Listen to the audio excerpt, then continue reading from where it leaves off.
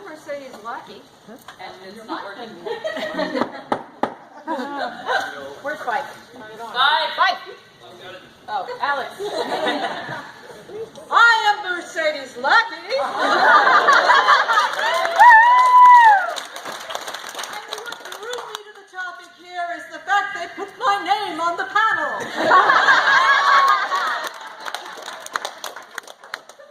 We're still not getting sound. There. There we go. Yeah. Check. Oh, yeah. You. My name is Christopher Paolini, and what drew me to this topic is they put me on the panel. Thank you so much. But I will say, and this is the topic, so I won't go into it greatly, that fantasy literature, and especially YA fantasy literature, has changed my life in every possible aspect. So it is a pleasure and a privilege to be here with all these awesome authors to talk about that. I am Chris A. Jackson. Why I waylaid Charlotte and begged to be on this panel was that I was a scientist for 20 years, a fan of science fiction and fantasy, and now I'm a professional writer. It's all I do. I write fantasy. So, life changer. Rock on. Are you going to join us on this panel? No? No, we need a few minutes. Okay. I'm just here to judge. Yeah. Specific. I can feel your eyes boring into. Yes. And somehow it's kind of hot. Yeah. Room number. Okay.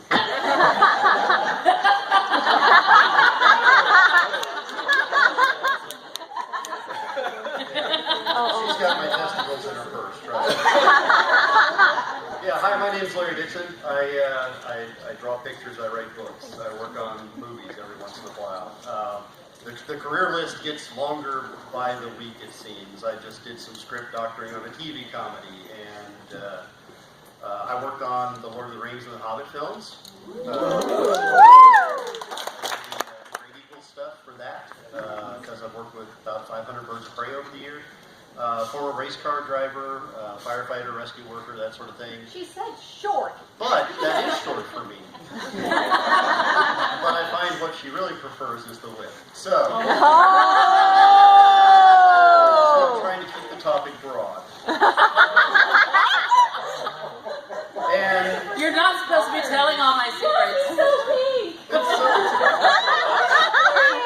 What you don't realize is that YA authors don't have leaked sex tapes. They have deleted sex scenes from their books that get released.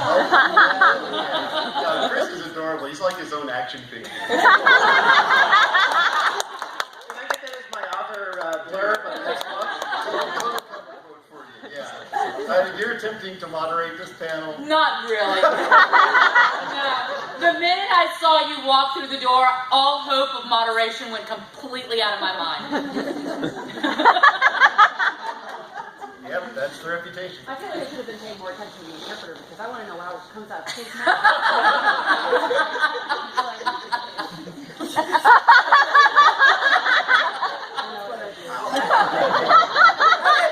I will bring us back on topic a little bit. A little bit. Some of you who have read Dragon Fighters, which there are a few of us, contributions to that tribute to Anne. That was sort of the brainchild to this sort of panel. Because this is the 30th or so anniversary of DragonCon, and Mercedes and Anne were part of the beginnings of all of this that you are enjoying today. Back when I first started doing what was WeirFest,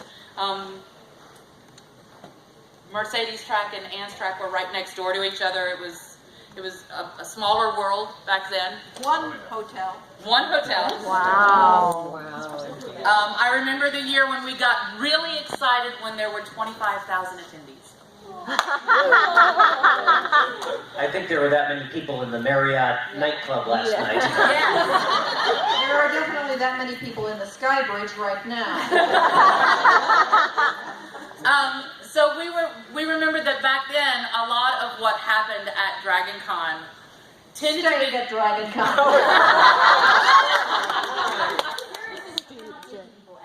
No, we can, and it's so much fun. I love you. You may have guessed I love these people a lot. So we used to stand around a lot and talk about why Mercedes was so important to us, especially some of us who had alternate lifestyles, maybe, and found my daughter found herself in Mercedes' books where she had not found herself before. She was very flat.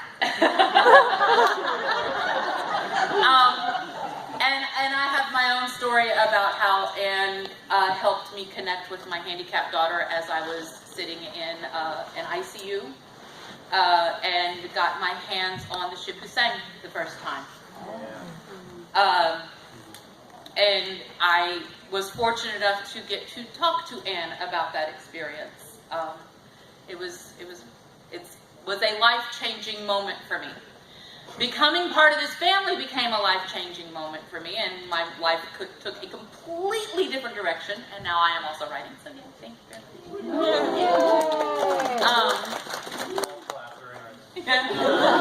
Thank you for the politeness. So even though I asked at the beginning for a short blurb, have you, as authors, had someone who came up to you with a story that has really stuck in your mind, where they came up to you and said, "Thank you so much for writing this, it changed my life"? Well, I'm really, really lucky that this happens at least Hourly. it happens at least 3 or 4 times during a small convention, and like Larry said, hourly at a big convention, or more often than that somebody who is gay comes up and tells me that finding those annual books changed their life. And I always tell them, no, the thing is, you did all the heavy lifting, and you guys did. You just happened to find my books. You might have found Marion Zimmer Bradley's, you might have found Samuel Arbellini's, you might have found Ted Sturgeon's. It happened to be me. I'm awfully glad that I came along for the ride, but you guys did all the heavy lifting. But it never gets old. It really doesn't. I get soggy sometimes because of all the crying going on. It never gets old. I've got something that I can add that relates directly to what you're talking about with Annie and the early cons here at conventions. This is my 263rd convention as a guest. Wow. And I keep all the badges, I keep track of everyone. It's that important too. He used to do something very stupid, like go to 2 a month. Yeah, I used to do 23 a year. In fact, Oh, wow. But all of that began because there was a convention in Atlanta in 1983 called ISTACON. And Michael Whalen and Anne McCaffrey were the guests of honor. And I was a young writer and I was a young artist, and I traveled to see them. And they spent about 20 minutes just taking me seriously, just looking at my work, just talking about stories and things like that. And I decided right there, if this is what the professionals are like, this is the field that I want to be in. And for 35 years and counting, I have been dedicated to giving everybody that I can meet at these conventions their version of that 20 minutes. That is what, that is because I'm part of a continuum, I'm part of a tradition now. It's not about me, it's about helping out the next people that come along. And the other part of that is, I want to see what cool stuff they're going to do. You know, and Mike Whalen signed his book, Oh No, Not More Competition. And, and the thing is, one of the great things that we get to do as far as changing people's lives is being there for just a few minutes at the right time to take them seriously. And this is why I refer to coming to conventions like rock stars do, as getting paid. You know, you can do the work, you can be at the word processor or whatever, but it's when you go out on stage that you feel like you're getting paid. And that's when you get to connect with the people that did your work. It's also when we get to meet all our future colleagues. Because there's people in this room that we're going to be in books with someday, you know, or I'm going to be doing covers for them, or we'll be in role-playing games together, and I never know who, but everybody deserves that kind of attention, I think, and that's why being able to come to all these conventions is so life-changing for me, because I get to pass on a tradition that was given to me by people that were my heroes and then became colleagues and friends. You touched me like that last year. I'm sorry there were no photographs. What happens at DragonCon? No, last year, Wishing on a Star hadn't come out yet at DragonCon, but we had some of the promo poster board things, and Jody and I were exchanging them because they had shipped a whole bunch of them to me, and I was giving some to Jody. And you came walking up and you asked if you could have one, and I was like, of course, and I gave it to you. And you were like, but you're supposed to sign it. And I got like weak in the knees, giddy, excited. All I could post on Facebook was, he asked me for my autograph. That's the thing, it's that important to me too. It's not blowing, you know, I'm not screwing with you when I do that. I mean, seriously, it's not fluff, it's not a show. I actually do collect these things, and you're all my future friends and colleagues, and I love that. So thank you. Okay, let's get to our Chris and Christopher. Let's do Christopher first. Get you guys. I have so many thoughts and feelings about this question and the ways it could be answered, because, I mean, obviously for me, writing is my profession. It transformed my life because it happened at such a young age that I got into this profession. I knew no authors growing up, and I didn't meet any authors until I went to Comic-Con in San Diego for the first time at 18, and we ended up on a panel with Peter David and Terry Brooks and China Mieville, and the topic was tropes in fantasy, and they were all very nice to me, everyone.